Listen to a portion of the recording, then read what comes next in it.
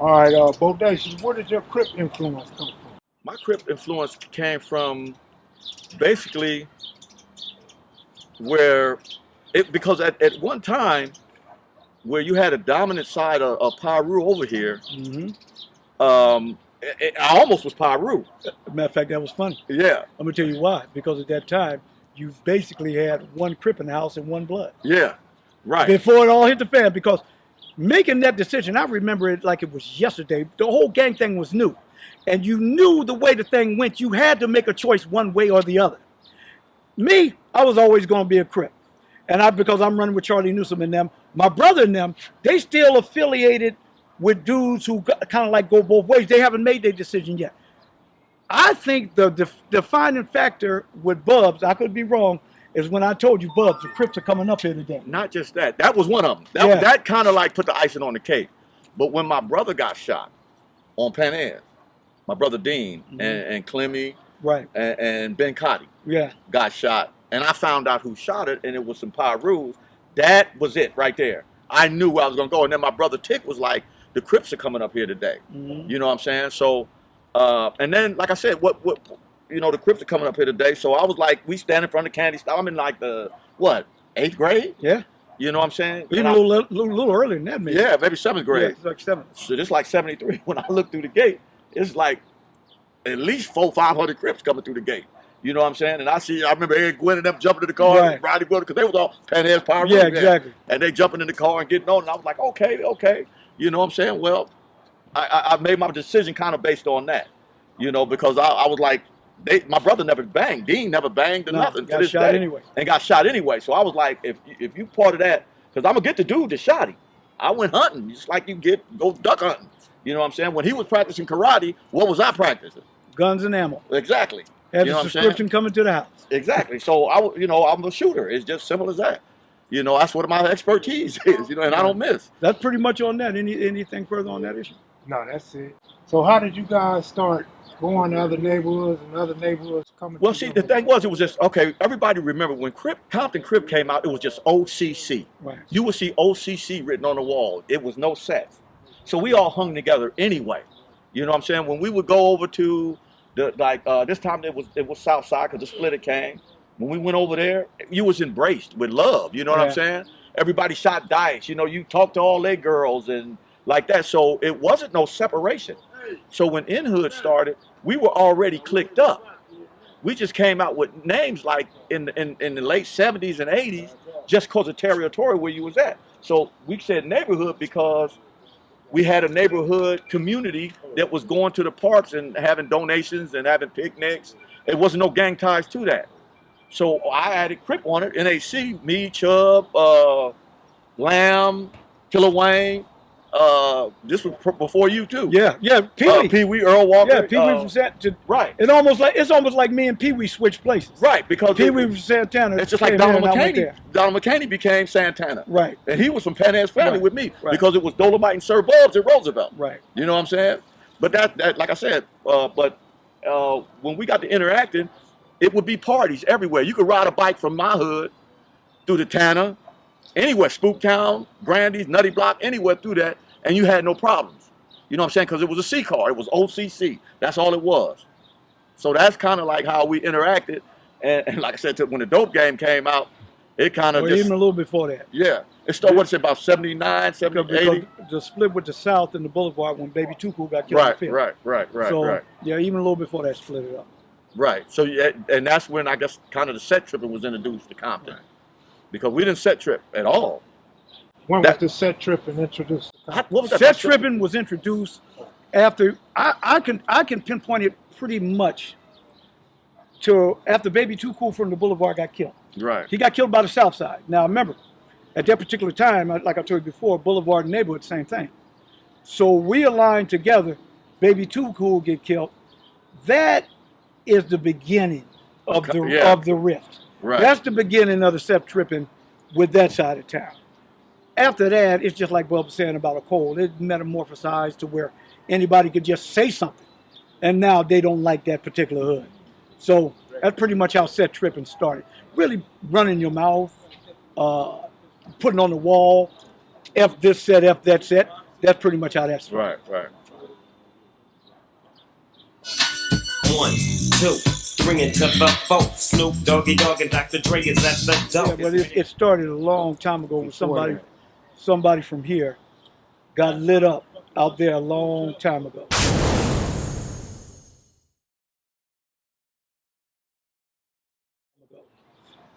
Actually died. This is where they drew first blood. They drew first blood.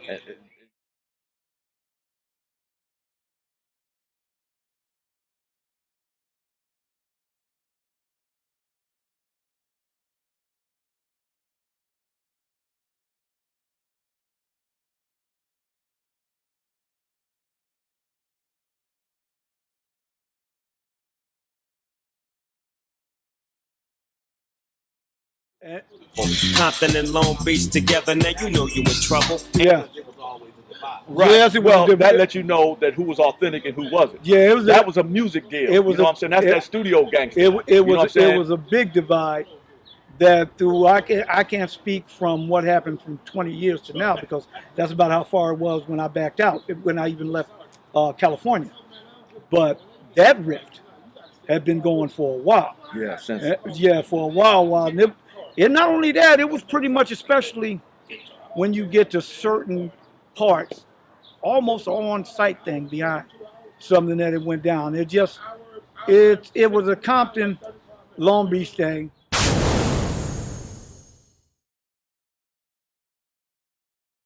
That really wasn't even too much tied to what people think it was. Right. Because at that particular time, some of the people that you're talking about wasn't even around. Right. But yeah, that particular incident is what got it going. And this is the funny part because some of the insanes are from Compton. Yeah. You know what I'm saying? Because I remember Dirty Burton. And I didn't know who he was, but his name was ringing like a high school bell out there. And everybody was like, Dirty Burton. So I'm in the county jail. So when I'm in the county jail, I'm in 4800. We in Grays. You know, we chained up. We shackled up. Anybody we run into is kick fight. You know what I'm saying? So when I get to Long Beach, I'm going to Long Beach Court. I'm in there, but they got us in the phone cave where the phones is, and it's like 7, 8 insanes in there. And they talking about, yeah, you going to go in there with Dirty Burton, you know, this dude. Now, all I know is he got 3 homicides, you know what I'm saying, and with the red band on. So I like, well, we might as well get ready, you know what I'm saying? So when Dirty Burton come in there, I'm still looking for Dirty Burton. They say, hey, Burton, this dude from Compton, you know what I'm saying? What's up? You know, he talking that Compton stuff. So I looked at him. When I seen who it was, I said, hey, send me how's moms and them doing. He stayed right there on Penn Edge. He grew up with us. For years. And I didn't know it was Dirty Burton, you know what I'm saying? He was Right. like, oh, Buff, what's that? Who talking that stuff to you? This is my big homie, you know what I'm saying? I said, no, it's cool. I said, I didn't know you were Dirty Burton. Me neither. You know what I'm saying?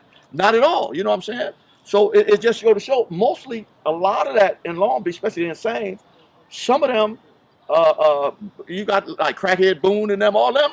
Yeah. And Kim Stinson. They were all US. of those was like, well, they was like Compton. Yeah. They from Compton and went out there. No. Nuh-uh. And I knew I was in the pen with a couple of them. And I never had a problem with them, you know what I'm saying?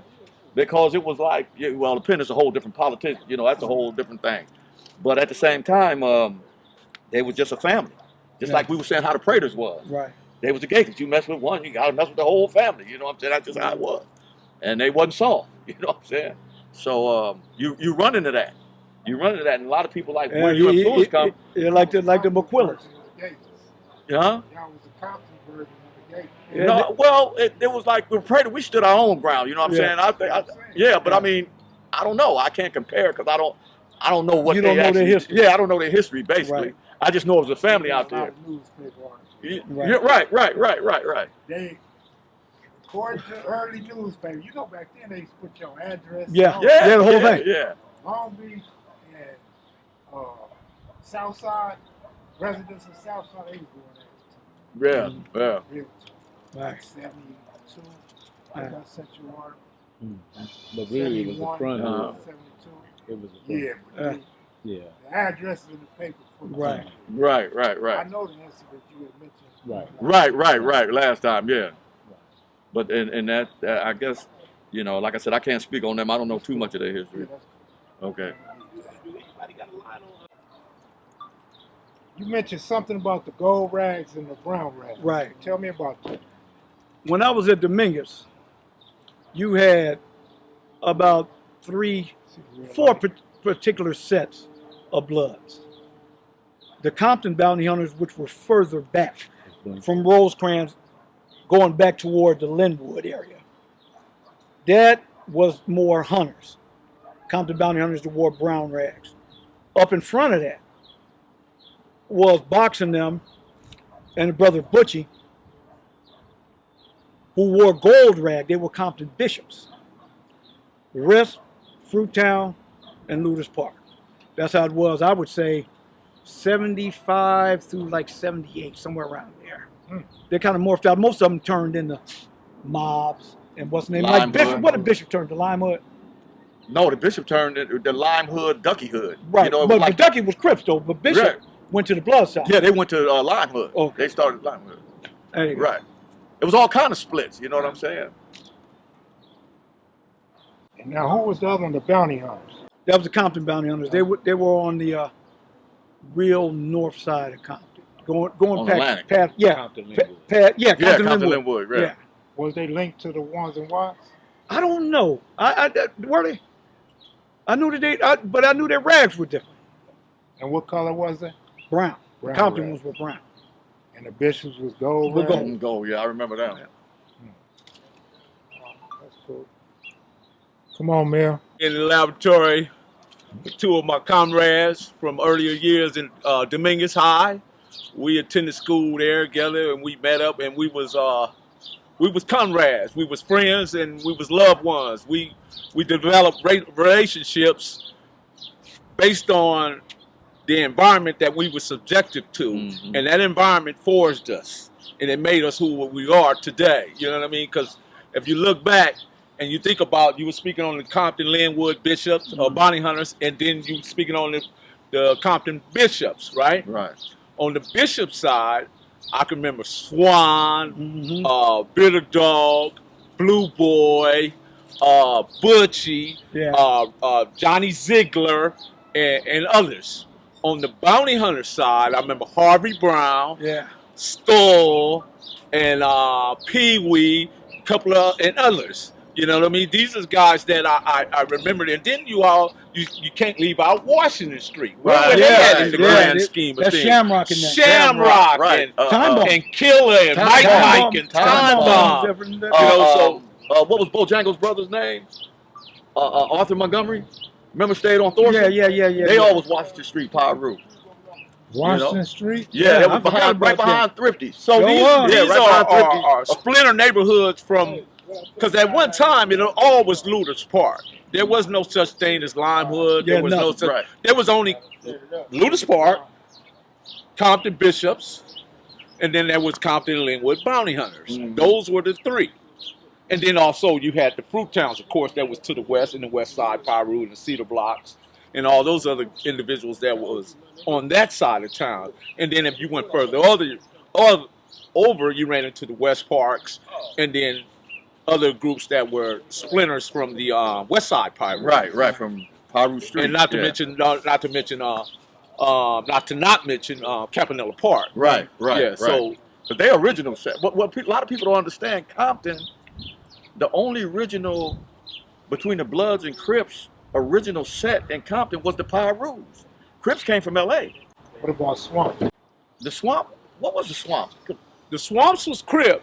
Right. One of their earlier pioneers was Woody Pritchard, called him Black Caesar. He later moved over to our neighborhood, which was Oaks Park businessman at the time. Right. And he eventually scooted over to the Oaks Park side and eventually Santana and so forth.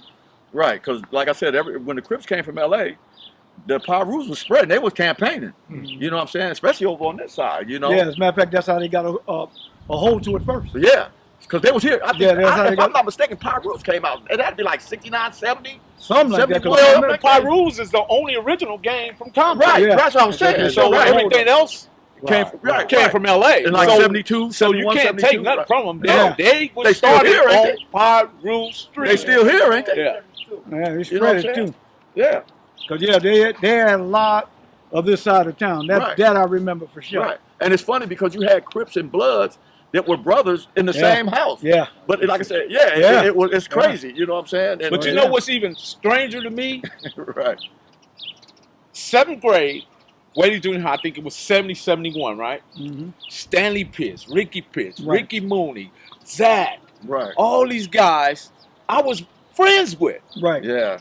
The next year of school, they wouldn't speak to me no No, more. Right, the right. line was drawn. And I was kind of perplexed and puzzled by it. And then I started noticing different movements. People, they were moving differently than the last season. They was dressed in, they had the waistline leather jackets. This was the attire of the game room. Right, Waistline leather jacket, Levi's, the leather gloves with the fur in The it, one glove. ace deuce, earring. Yeah. On the left, no, on the right for the Right. Bloods, Right. on the left for the The Crips, long one. and then they had the rag in the back pocket, right for the Bloods, Right. left for the Crips, and then they had the ace deuce with the matches around it. Right, right. You know, so I'm looking at this and I'm looking like, whoa, I'm thinking like, man, what's going on here? What changed? You know, because it was like over the summer, I participated in summer league programs, sports, and whatever else my mom and dad had me participate in because it was there. I had to follow their rules. I was in there. They were my managers. They my mom and dad, so they had my best interest. So Right. naturally, I followed what they wanted me to do. But I understand there were some families that didn't necessarily have that, so they went up to their so-called bigger homies or people that they felt that can give them some instructions, and they was indoctrinated into gang culture.